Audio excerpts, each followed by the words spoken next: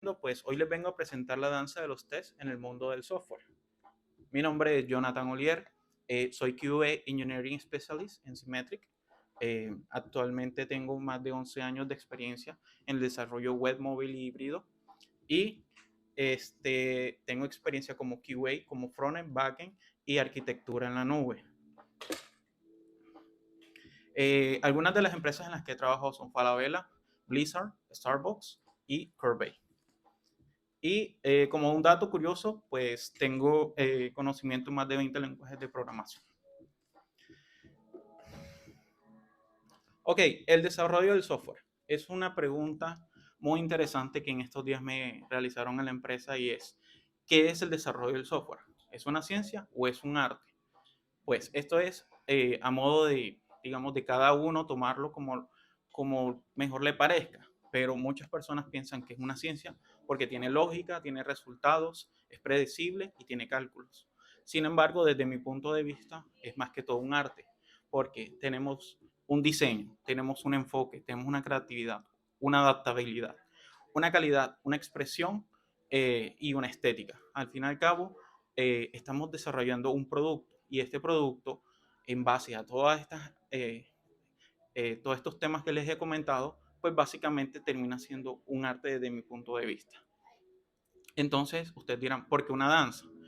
Porque una danza es la metáfora como nosotros representamos estas pruebas y cómo se sincronizan una a una ejecutándose en un flujo rítmico. Luego de esto, también implica elegancia, implica estética. En esto nos enfocamos en la búsqueda de código limpio. Y cada danza se realiza con una precisión y con una coordinación entre estas. Y la danza al final también garantiza que cada componente o funcionalidad trabajen acorde a cómo se requiere que se integre. Entonces, ¿qué es una prueba? Bueno, una prueba es un proceso controlado que nos sirve para evaluar y verificar un producto en general. También su objetivo principal es encontrar los bugs o los errores. También busca asegurar que el producto funcione correctamente, si es fiable y seguro. Y busca que el producto cumpla las necesidades, especificaciones, requisitos y expectativas establecidas. Aquí es donde entra un enfoque llamado la pirámide del testing. La pirámide del testing nos establece a nosotros cómo debemos organizar nuestro proyecto en base a las pruebas, empezando desde las pruebas unitarias hasta las pruebas manuales, que tienen siendo que tienen una relación inversamente proporcional entre la cantidad y la complejidad. Las pruebas unitarias normalmente son las que tienen menor complejidad y mayor cantidad. Y así hasta llegar a las pruebas manuales, donde tenemos una mayor complejidad, pero una menor cantidad. Esa es la manera como nosotros debemos distribuir nuestros proyectos. Y en este momento, pues nos vamos a enfocar en las pruebas automatizadas, que son las pruebas end-to-end. Como dato curioso, hay más de 17 tipos de pruebas y más de 34 clasificaciones de las pruebas. Por lo tanto, pues es muy difícil explicar todas. Nos vamos a enfocar en estas, que son las pruebas end-to-end.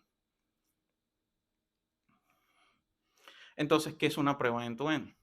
Pues estas simulan una interacción completa del usuario desde inicio hasta fin de la aplicación. Nos permiten detectar problemas en el UX, UI o en la interfaz de usuario y se enfocan en detectar todos los problemas de integración cuando tenemos un servicio o más en los cuales necesitamos interactuar, cosas que las pruebas unitarias normalmente no hacen. Las pruebas end-to-end se enfocan básicamente en eso, verificar que la unión de dos o más sistemas pues, funcione correctamente. También cubren los casos difíciles desde el punto de vista de pruebas unitarias, ya que pueden realizar este tipo de pruebas entre dos sistemas o más. Y proporcionan una rápida retroalimentación del software, porque si miramos el tiempo que nos toma hacer muchos de los procesos manualmente en toda la aplicación con cada una de las variaciones, pues serán semanas. En cambio, las pruebas automatizadas no toman más allá de una hora. Pueden ejecutarse en diferentes plataformas y diferentes dispositivos.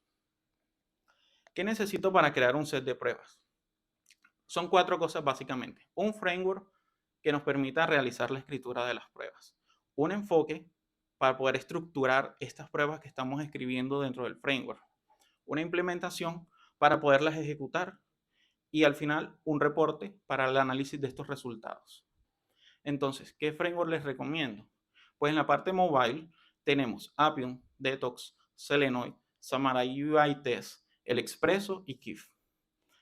Y en la parte desktop les recomiendo Selenium, PyTest, Protector, Cypress, Codecept, Puppeteer, WebDriver.io y Nightwatch.js. Muchos de estos frameworks realizan más de un tipo de pruebas, pero estamos enfocándonos en las pruebas end-to-end, así que pues estos son los mejores que hay en el mercado actualmente. ¿Qué enfoque les recomiendo? Pues actualmente existen muchos enfoques, pero uno de los, digamos, más conocidos en el mercado es el TDD.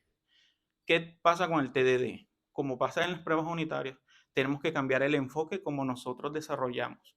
¿Qué quiere decir? Que primero debemos desarrollar la prueba y luego el código. Es un enfoque que a muchas personas les cuesta hacer el cambio y digamos que de cierta manera es poco usado por esa razón. Tenemos el DDD, que es el Data Driven Development, un enfoque que se basa básicamente en los datos que nosotros generemos para que las pruebas se ejecuten. Es un enfoque que se vuelve muy complicado porque si no tienen la data exacta o real, básicamente es una prueba que va a generar muchos conflictos. Tenemos el ATDD, que es el Acceptance Test and Driven Development. Básicamente son pruebas que solo se enfocan en las funcionalidades principales. Entonces, a raíz de esto, lo que vamos a tener es que no vamos a tener una cobertura total del software. Y tenemos el BDD, que es el Behavior Driven Development, básicamente el cual nos va a permitir no solo enfocarnos en toda la aplicación, sino que va a ser enfocado a ese comportamiento que nosotros tengamos dentro de la aplicación, de inicio hasta fin. ¿Cómo complementamos este enfoque? Con Gherkin. Pero no saben qué es Gherkin. Entonces les explico. Gherkin es un lenguaje de especificación de comportamiento. Básicamente Gherkin tiene tres ítems principales, que son el given, el when y el then, lo que son las precondiciones, las acciones y los resultados esperados. Por medio de estos tres ítems, nosotros podemos escribir todos y cada uno de los comportamientos que tenga la aplicación. Con esto vamos a ser transversales a nivel de nuestro proyecto. ¿De qué forma? Ustedes como desarrolladores normalmente dicen, bueno, yo voy a crear una prueba end-to-end y esa prueba una prueba unitaria y esa prueba básicamente la va a entender ¿quién? Las partes técnicas, ¿cierto? Es complicado para las personas que no son técnicas. Entonces, Gherkin atraviesa esa barrera y le dice a todo el equipo, hey, aquí está mi comportamiento, léanlo, entiéndanlo, porque es la prueba que se realizó. Todo el equipo de su proyecto va a tener el conocimiento básico de leer en inglés o en español o en chino o en mandarín, porque hay más de 57 lenguajes disponibles en Gherkin, en los cuales pueden escribir estas pruebas. Por lo tanto, todas las personas que lean este proyecto van a entenderlo. ¿Cómo funciona Gherkin? Gherkin funciona así. A través de nuestra escritura de comportamiento, tenemos anidado también una parte en JavaScript. Esta parte en JavaScript nos permite modular nuestro código, haciéndolo reactivo y proactivo, básicamente. ¿De qué forma? La persona que diga, soy el project manager, resulta y pasa que este caso no cumple las necesidades, porque este DEN básicamente no está haciendo lo que yo necesito. Él simplemente no tiene que entrar al JavaScript a modificarlo porque él no sabe JavaScript, él sabe es comportamiento. Va a entrar, va a modificar este DEN. Si existe, simplemente la prueba se va a seguir ejecutando. Si no existe, bueno, ya entra el desarrollador a hacer su parte en JavaScript. Pero es algo muy sencillo y muchos equipos actualmente lo que hacen es que este Gherkin lo escriben los PM, los PO y el desarrollador simplemente hace su contraparte en JavaScript. Y así tenemos la unión del equipo en general. Bueno, ¿y dónde ejecuto estas pruebas? Estas pruebas normalmente hay 4 maneras de ejecutarlas. La primera es de manera local. De manera local, lo que vamos a hacer es, a través de la interfaz de comando, ejecutamos un comando que el framework nos da, cada uno es diferente, y este nos permitirá levantar una instancia del browser y ejecutar cada una de las pruebas. Está la versión headless, que básicamente es como ejecutar una prueba unitaria. Nosotros vamos a correr y los resultados saldrán dentro de la consola. Luego tenemos las apps, que son servicios de terceros, el cual nos permitirán ejecutar todas las pruebas end-to-end dentro de esos ambientes ya controlados. Los Content Integration y los Content Delivery básicamente nos permiten a nosotros no solo hacer deploy de nuestro código, sino que también al final podemos ejecutar nuestras pruebas en un ambiente customizado. Tipos de reporte, pues básicamente dos. El tipo headless, que es a través de la consola de comando, y los tipos de plugin o HTML. Muchos plugins pues lo que hacen es renderizar un HTML para mostrar estos resultados. ¿Pero qué debería reportar? Bueno, lo que tienen que tener en cuenta al momento de realizar estos reportes son 4 cosas principalmente. Un conglomerado de resultados que les diga cuántas pruebas ejecutaron correctamente, cuántas fallaron, cuántas no se ejecutaron y el tiempo total en que se ejecutaron estas pruebas. Luego de esto, tenemos que tener en cuenta que todos los features o características o tests que hayamos desarrollado pues hayan sido ejecutados correctamente. También el tema del tiempo. Cada prueba debe tener un tiempo, digamos, por cada prueba, cuánto ejecutó, cuánto tiempo le tomó ejecutarse. Y también cada uno de estos pasos que eran descritos en el Gherkin deben tener un resultado para saber dónde falló exactamente la prueba. Bueno, ¿y dónde reportó los fallos o los bugs? Normalmente, al ser un código, nosotros tenemos la versatilidad de utilizar las APIs de terceros para hacer este tipo de integraciones. Podemos integrarlo con Jira, con Trello, con Confluence, GitHub Pages, Cypher o TestRail, que son los que más se manejan en las empresas para reportar estos errores. Simplemente utilizamos la API de cada una de estas empresas y damos el resultado. ¿Y cómo funciona todo esto? Bueno, nosotros somos un desarrollador que tiene un equipo donde escribe con un framework, escribe digamos, el Gherkin y con el JavaScript, con el enfoque de BDD, y hacemos que Cucumber, que es el que trabaja por debajo de Gherkin, compile y transmita toda esta información al driver. Básicamente el driver es una aplicación que nos permite a nosotros levantar una instancia de un browser. Estas instancias o estos drivers normalmente son desarrollados por cada una de las empresas de los browsers. Y el Cucumber simplemente las descarga y las tiene localmente. Al levantar la instancia, él va a ejecutar una prueba. Pero supongamos que tenemos más de una prueba. Lo que él va a hacer es meterlo en una cola y va a ejecutarlo hasta que la cola esté vacía. Bueno, aquí entra el enfoque del paralelismo. Ya tenemos un modo secuencial. Básicamente se enfoca en pilas. Pero en este momento entra a jugar otro jugador muy interesante que es el orquestador. El orquestador normalmente puede ser un pedazo del framework o como puede ser una aplicación que ya se encargue en orquestar este tipo de sistema que le permite a nuestro código básicamente levantar 4 instancias en paralelo o n instancias. He visto empresas que trabajan hasta 2 instancias al mismo tiempo para ejecutar la cantidad de pruebas que mantienen.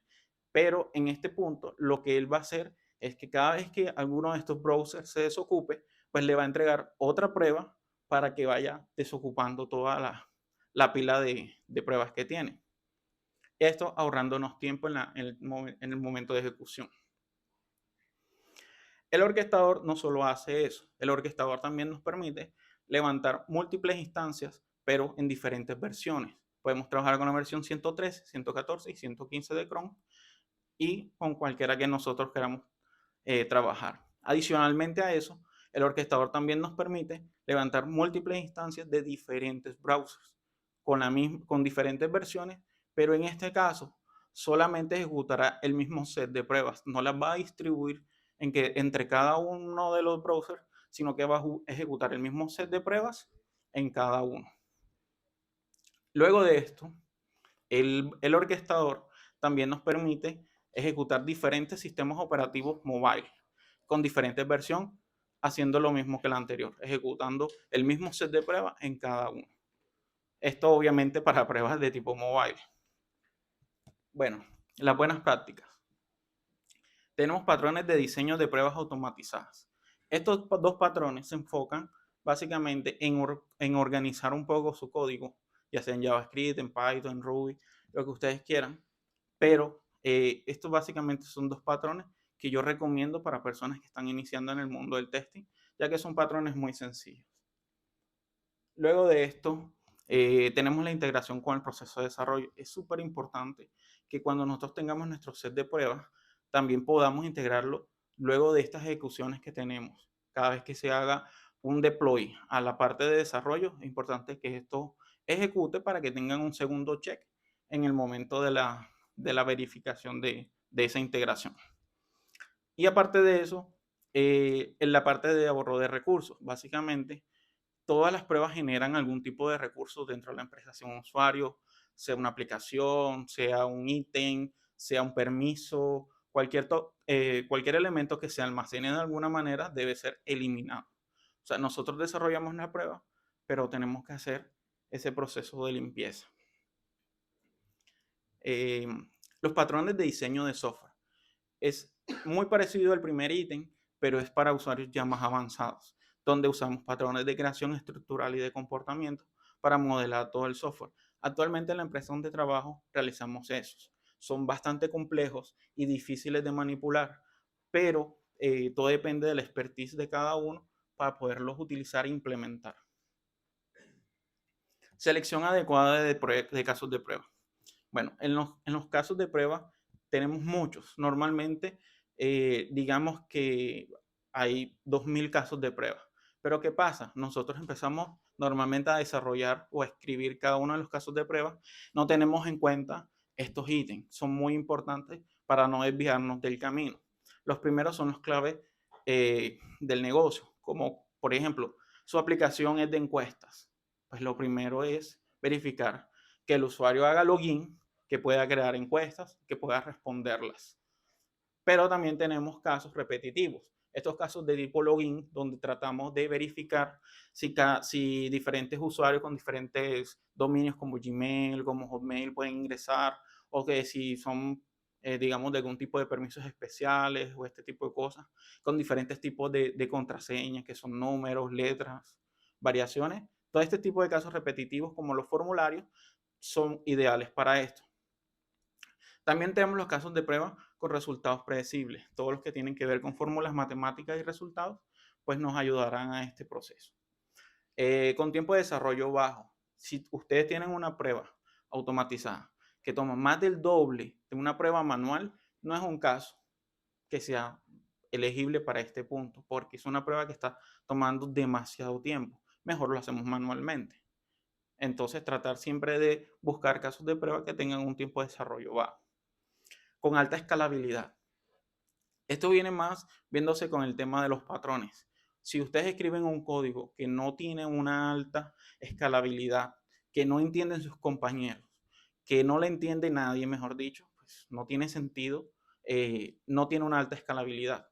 Por lo tanto, va a ser muy difícil que sea reutilizable. Por ejemplo, en el caso de Gherkin, si ustedes escriben un Gherkin que nadie entiende, que nadie puede estructurar o reestructurar como se necesite y va a fallar el JavaScript, no tiene sentido. Entonces, tendremos que organizar muy bien todos los comportamientos y toda la parte del código en JavaScript. Las secciones con alto uso o tráfico. Todas estas aplicaciones normalmente tienen un alto uso, por ejemplo, carga de archivos, conexiones a AWS, conexiones a base de datos, que en el momento de la aplicación requieren un alto uso. Entonces, ahí es donde nosotros debemos enfocarnos para que cuando esas secciones fallen, pues nosotros tenerlos muy en cuenta. Con alto impacto en el UX y en el UI. Básicamente, estos comportamientos como drag and drop, como subir archivos, son cosas que normalmente tienden a fallar demasiado. Casi el 80% del tiempo están fallando porque el código no funcionó bien, porque se usó una librería que no debería. Todo esto pues, tiende a fallar y es los primeros que debemos desarrollar. Casos de pruebas con búsquedas y filtros, pues sí, todas las aplicaciones tienen algún tipo de búsqueda y filtro, por lo tanto debemos asegurarnos totalmente de que estas pruebas funcionen. Y al final, las de cumplimiento normativo. Estas aplicaciones que tienen que ver con pagos, con bancos, con transacciones, todo este tipo de pruebas son vitales que nosotros las automaticemos para que no, o sea, para identificar cuando fallan y estar pendientes y que la aplicación al final no cumpla esta normativa. Bueno, los beneficios, la mayoría son obvios, pues tenemos una reducción de tiempos de ejecución, tenemos una liberación de recursos humanos, porque lo están haciendo las pruebas en muy corto tiempo. La mejora de la precisión eliminando los errores humanos, pues obviamente cuando desarrollamos una prueba, esta prueba la va a ejecutar 10.000 veces sin cambiar nada. Los humanos pues, tendemos a hacer variaciones por mucho que tratemos de ser precisos. La capacidad de repetir, reutilizar y escalar las pruebas, como les estaba diciendo, pues siempre y cuando las pruebas se hayan desarrollado de esta manera, va a ser súper fácil repetirlas y escalarlas. La detección de errores de manera rápida, pues obviamente al ejecutarse en 1 hora, mientras a un ser humano le toma 2 semanas probar todo, pues vamos a saber mucho más rápido qué errores existen. Y pues obviamente mejorar la calidad del software porque estamos haciéndolo en un menor tiempo. Y obviamente hay una mayor confianza en los códigos, en el producto final, porque al fin y al cabo estamos verificando que toda la aplicación está funcionando correctamente. Casos de éxito, pues están Netflix, Airbnb, Twitter, Google, Amazon, Uber, Facebook y Spotify, que como empresas líderes en el mercado recomiendan estos usos, no solo en sus aplicaciones web, sino en sus aplicaciones móviles también, para que no cometamos errores que ya se cometían antes, básicamente. Listo. Muchas gracias.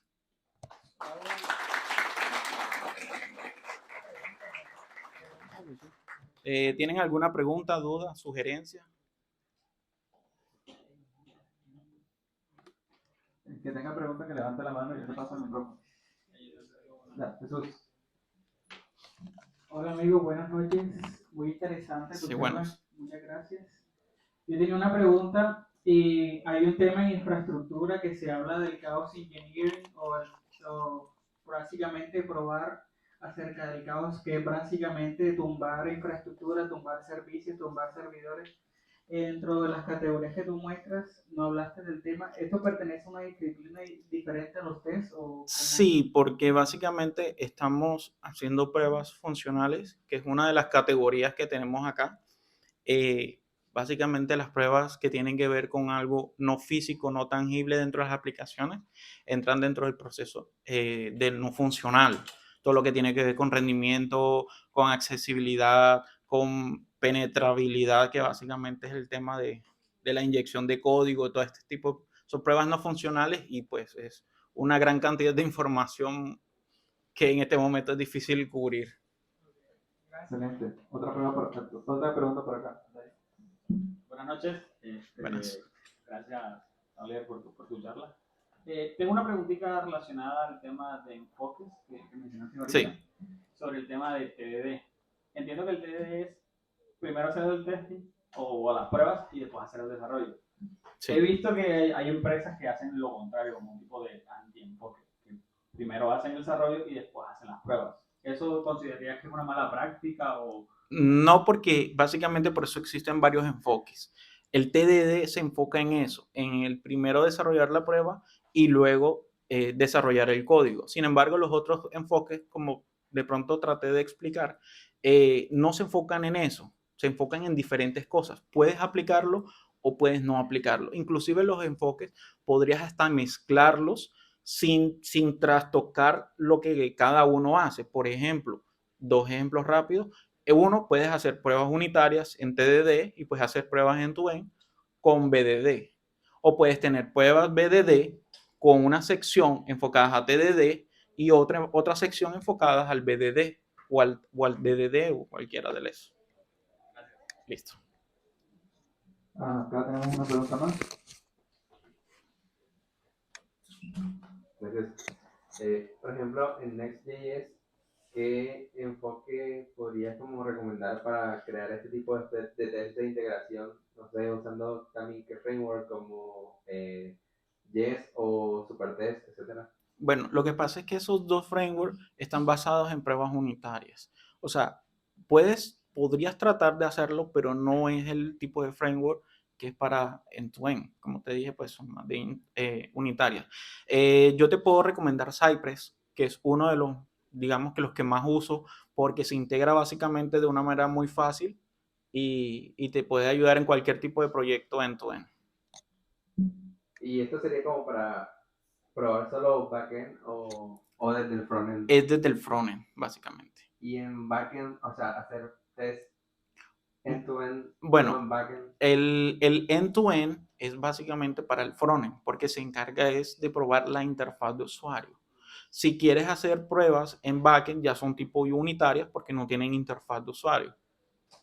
Yo iba a comentar, quiero agregar ahí que en backend también hay unas pruebas que le llaman de integración, que son como si fuesen unitarias, pero estás testeando algunos flujos de la aplicación internamente, ¿ya? Como controladores, Sí, exacto. Nosotros no pero solo, son como test, es como test unitario. claro, por ejemplo, cuando hacemos pruebas unitarias, normalmente nos enfocamos en clases, en funciones y cosas así. Pero, por ejemplo, podemos hacer pruebas de integración de dos maneras. Directamente, bueno, creo que voy a hacer muy amplio, pero hay dos tipos de testing aquí que son caja blanca y caja negra. El caja blanca es cuando normalmente ustedes acceden al código, tienen acceso al código y lo ejecutan dentro del código. Pero el caja negra puede ser cuando yo no tengo acceso al código, ya está montado en un servidor, lo que hago son pruebas al API. Ahí es donde me enfoco más en ese tipo de servicios. Pero en los dos puedes hacer pruebas de integración cuando verificas que un sistema se conecte con el otro. Por ejemplo, si ustedes tienen un sistema donde el usuario debe crear no sé, una app y esta app tenga una correlación con algún tipo de otro ítem como, no sé, como una encuesta, no sé. Entonces, ustedes no solo hacen una prueba unitaria para que cada uno de los dos funcione, sino una prueba de integración en el cual verifiquen que creando esa app, pues también pueda crear una encuesta y hacer la unión de los dos y verificar que en la base de datos existe pues la relación y cada uno de los ítems. ¿Alguna otra pregunta por acá? Buenas noches, compañero. Buenas Yo noches. tengo una duda en cuanto, de pronto, mirando un poquito el contexto del lado del frontend. Se ve de que, por ejemplo, del lado del frontend llega un momento en que alguna persona requiere alguna dependencia X y esa dependencia X, por decirlo así, se encuentra en NPM, lo más común. ¿Cómo, o sea, cómo entran ustedes ahí a hacerle las pruebas a esa dependencia como tal? Bueno, si te das cuenta, las pruebas están enfocadas más que todo en lo que se renderiza en el navegador, no en la dependencia como tal, porque al fin y al cabo esas pruebas son de tipo de caja negra. O sea, nosotros no tenemos acceso al código. Nosotros lo único que verificamos es que el UI haga lo que tiene que hacer y que si es un formulario deje ingresar los datos, si es, no sé, una tabla muestre los datos correctamente, ese tipo de acciones. Para verificar los componentes ya no serían pruebas end-to-end, ya serían pruebas de integración y serían de caja blanca para poder entrar al código y verificar que esa librería está funcionando y que se integra correctamente. Gracias. Acá en el directo del pitch están preguntando, bueno, comentando sobre el coverage, que si mencionaste algo al respecto. Bueno, no se comentó porque el coverage, digamos que es un punto débil de las pruebas end-to-end. Muchas empresas tratan de hacer coverage y algunas, digamos, han inventado grandes integraciones, librerías propias para hacer el coverage porque las pruebas end-to-end normalmente no tienen un coverage como tal. Como en las pruebas unitarias, nosotros decimos, bueno, vamos a hacer un coverage, hay librerías, hay un sinfín de cosas porque es que la cobertura en pruebas unitarias se basa en las líneas de código que están escritas. Pero en las pruebas end-to-end no hay una manera de cómo medir qué tanto estás utilizando más allá de un mapa de sitio que te diga, bueno, mira, tenemos tantos features o características tenemos tantas combinaciones y luego de eso ejecutamos las pruebas y verificamos manualmente cuántas coberturas tenemos. Pero no hay una manera de cómo cubrir o hacer un coverage con unas pruebas end-to-end específicamente. Pues podrías definir qué es, por si no lo conocen, en términos coverage, ¿a qué se refiere? Bueno, el término coverage es básicamente saber cuánta parte de la aplicación se está cubriendo. Digamos que las pruebas unitarias hacen eso, lo que les decía, pues cubrir, saber la cobertura que tenemos en líneas de código. Y muchos de las librerías que se utilizan, pues dicen eso, cuántas partes del código se han utilizado y cuántas están pendientes. Acá tenemos otra pregunta. Buenas noches, compañero. Con respecto a coverage, ¿cuánto sería recomendable en una aplicación tener en cuanto a porcentaje? Si hablamos de pruebas unitarias, la cobertura mínimos es del 95%. Pero cuando son pruebas end-to-end, eso creo que depende más de la empresa. Yo he visto diferentes tipos de cobertura. Hay empresas que no bajan del 99%, hay empresas que manejan 80, 85%. Entonces, digamos que eso depende de cada empresa. Tenemos otra pregunta por acá. Buenas noches. Buenas noches. Amigo, una pregunta. Bueno, en cuanto a tu presentación, me puedo dar cuenta que, pues, como tu fuerte o es más las pruebas end-to-end a nivel de UI, pero en base a tu experiencia y con pues, las empresas que mostraste en las que has laborado, bastante impresionante. ¿Cuál ha sido tu rol como QA, tanto front y back? O sea, me pregunto es que si en algún momento te ha tocado a ti como QA escribir tests unitarios en backend, así como lo comentaba el compañero, de pronto con Jest o Nest, o eso siempre ha sido tarea del que desarrolla el servicio. Muy buena pregunta. En la mayoría de empresas, normalmente es el desarrollador quien desarrolla estas pruebas unitarias. Sin embargo, me tocó un trabajo en el cual sí hacía, digamos, todo el rol de calidad. O sea, escribía las pruebas unitarias y también hacía pruebas end-to-end o de performance. Y curiosamente, es un rol que casi no se ve porque el QA no se encarga de eso. Pero sí, me tocó hacer mucho en Kotlin y mucho en Scala para ese tipo de pruebas que normalmente, como te digo, no lo hace el QA, pero es muy interesante sí hacerlo.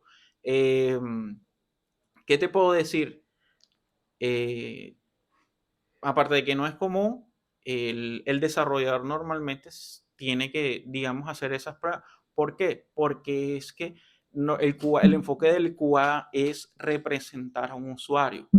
Si nosotros no representamos al usuario, básicamente estamos haciendo lo mismo que ustedes. Ustedes escriben un código que sume A más B y yo voy a sumar A más B, no tiene ningún sentido. La idea es ponerse en la perspectiva de un usuario, decir, qué locura haría el usuario, qué combinación no es la que ustedes esperaron en la documentación y tratar de buscar esos errores para que al fin y al cabo la producción y la calidad del software sea mucho más alta. Y no estoy diciendo que escriban mal las pruebas, sino que es algo que normalmente nosotros, yo también lo pasé como desarrollador, nosotros no vemos en algún punto. Nuestro enfoque es hacer lo que nos dicen. Y a veces nosotros como QA tenemos que decirles a ustedes, hey, mira, ¿sabes qué? Podemos mejorar de esta manera, podemos ayudar a esto. Inclusive yo como QA que tengo conocimientos en muchas cosas, yo me siento con el desarrollador, le digo, vamos a probarlo, vamos a mirar el código, quizás la combinación que tú hiciste no está funcionando por esto y esto y esto, vamos a mirarlo juntos. Y juntos podemos sacar un mejor producto, porque al final somos un equipo, somos una empresa y nosotros de cierta manera representamos a esa empresa. Si cae uno, caemos todos. Entonces, sí.